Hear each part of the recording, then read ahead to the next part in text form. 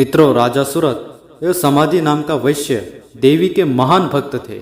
उन्होंने किस प्रकार देवी को प्रसन्न किया और देवी ने किस प्रकार उनकी इच्छा पूर्ण की, यह हम आपको बताने वाले हैं। प्राचीन समय की बात है। स्वरिचित मनवंतर में सूरत नाम के एक परम धार्मिक राजा थे। वे परम उदार थे और प्रजा का पुत्रवत पालन करते थे। दुर्योगवश उनके मंत्री शत्रुओं से मिल गए और शत्रुओं ने उन्हें पराजित करके उनका राज्य छीन लिया। निराश होकर राजा सूरत वन में चले गए।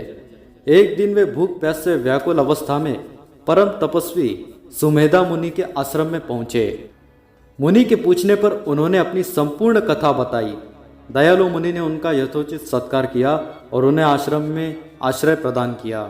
एक दिन महाराज सूरत एक वृक्ष के नीचे बैठकर अपने खोए हुए राज्य एवं परिवार के विषय में चिंतन कर रहे थे। इतने में ही वहां एक वैश्य पहुंचा। उसका नाम समाधि था। उसके पुत्रों ने उसकी संपत्ति छीन ली थी और उसे घर से निकाल दिया था। परस्पर समान दुख से दुखी होने के कारण थोड़ी ही देर में राजा और वैश्य में प्रगाढ़ मैत्री हो गई। फिर दोनों अपने शोक निवारण का उपाय पूछने के लिए सुमेधा मुनि के पास गए।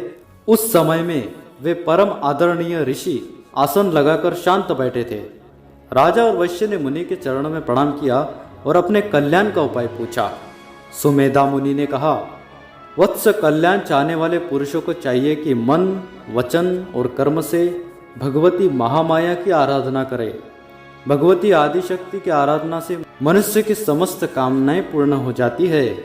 भगवती की कृपा से सुख, ज्ञान और मोक्ष सब कुछ सहज ही सुलभ हो जाता है। भगवती की प्रसन्नता के लिए नवरात्रि व्रत, भगवती का पूजन, नवार्ण मंत्र का जप तथा हवन करना चाहिए। नवरात्र व्रत संपूर्ण व्रतों में श्रेष्ठ है।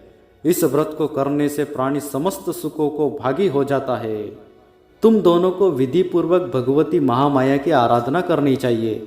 भगवती की कृपा से तुम्हारी विघ्न बाधाएं दूर हो जाएंगी। भगवती की भक्ति ही संसार के समस्त रोगों की परम औषधि तथा संसार सागर से उद्धार का सर्वोत्तम मार्ग है।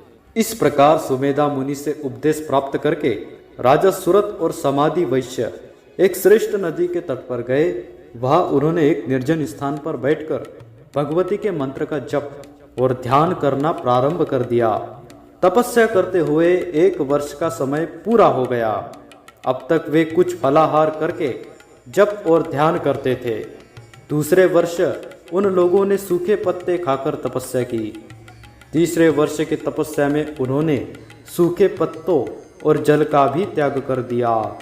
राजा सूरत और समाधि वैश्य के कठिन तप से प्रसन्न होकर महामाया भगवती ने उन्हें साक्षात दर्शन दिया और कहा, तुम दोनों की तपस्या से मैं संतुष्ट हो गई हूँ।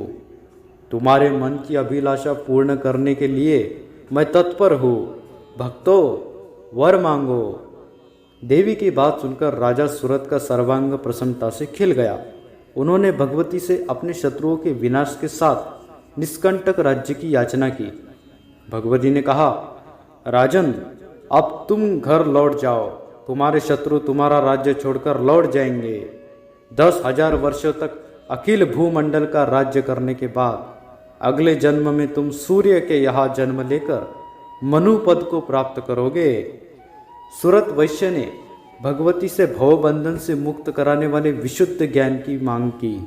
भगवती ने एवमस्तु कहकर वैश्य को भी तृप्त कर दिया। इस प्रकार राजा सूरत भगवती की कृपा प्रसाद से समुद्र पर्यंत समस्त पृथ्वी का राज्य भोगने लगे और समाधि वैश्य ज्ञान प्राप्त करके मुक्ति पथ के पथिक बने। भगवती की पावन कृपा से इस प्रसंग को पढ़ने और मनन करने से ज्ञान, मोक्ष, यश, सुख सभी उपलब्ध हो जाते हैं। इसमें कुछ भी संशय नहीं है। वीडियो पसंद आया तो वीडियो को लाइक कर दीजिए, सभी सनातनियों से शेयर कर दीजिए और कमेंट में सनातन धर्म की जय अवश्य लिख दीजिए।